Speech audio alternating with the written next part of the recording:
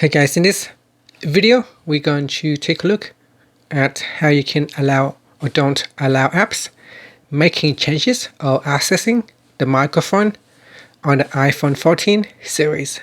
First, let's go back to the home screen by swiping up at the bottom of the screen. On the home screen, tap on Settings, and in Settings, go down and tap on Screen Time. In here, go down to the bottom and tap on Content and Privacy Restrictions. Now in here, go down and tap on Microphone. Next, enter the screen time passcode.